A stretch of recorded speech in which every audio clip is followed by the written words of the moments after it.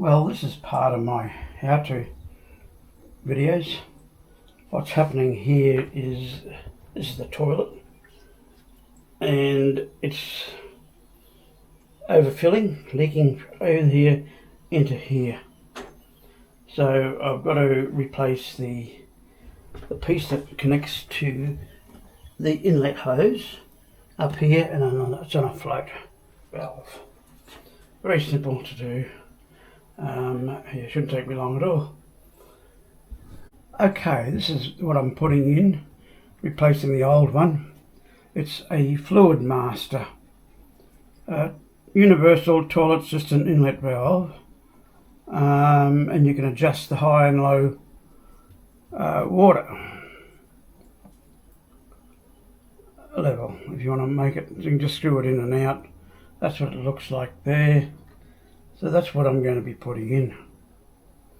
Easy to install, so I'm going to do that now.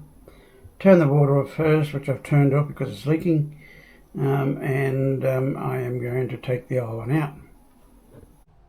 Yeah, so that's inside a toilet. You've got the filling part here with the float on it, and this is the dual flush system there. If it was leaking, the water level shutting off properly, but still leaking the toilet, it'll be the washer that's on the bottom under this. But it's not happening. This is here is broken. It just shouldn't not lift off like that. So that's what I'm doing now. I'm just now replacing that. I'm not going to show you how to do it. Anybody can get a shifting spanner or an adjustable wrench and take it off. A pair of multi-grips, so that's what I'm doing. Yeah, in this case I had to take the toilet off. Under here, the bolts go through the wing nuts. Take the two wing nuts off there, take the toilet out, unclip the back plate here to get access to it, take off the filling hose, and then unscrew the nut here off. That's all it is, just that and a nut, and it's out. You have a washer down there. You'll have a new washer with the set, so take that whole washer out. Don't want that, it's old. So yeah, and that's all you're left with is just a hole.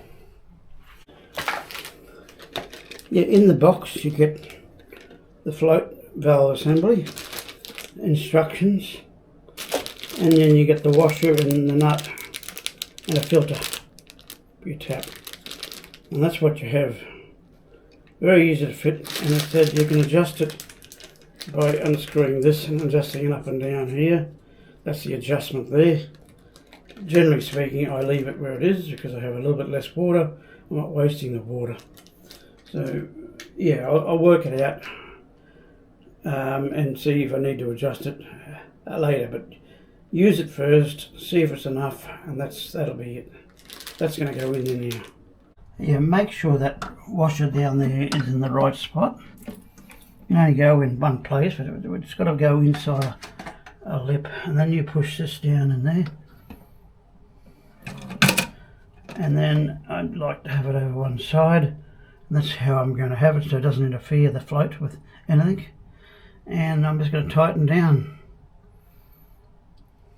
Yeah, this filter, of course, goes up the end of this before you put the filling hose on. So yeah, you're just going to make sure you get that in. That little dicky thing hangs down. The instructions are there if you've never ever done one before. Easy to do, and yeah, should only take you a matter of probably 10 minutes. So yeah, I just turn the water on. I never turn the tap on fully. I always only ever turn it on half. Doesn't need to fill up quickly. And the slower it fills, the quieter it's going to be. So, and at night time, noises make a big difference. And that's it. That's a good level. Can be raised up a fraction, but I don't want to. But that to me is a good level of water. It's only fractionally down from where it used to be, I'm happy with that. Then all you do is make sure there's no leaks. Okay, so that's it. The whole job shouldn't take any longer than 10 minutes. You get your fluid master float assembly from Bunnings or somewhere like that. I think it's 29 bucks.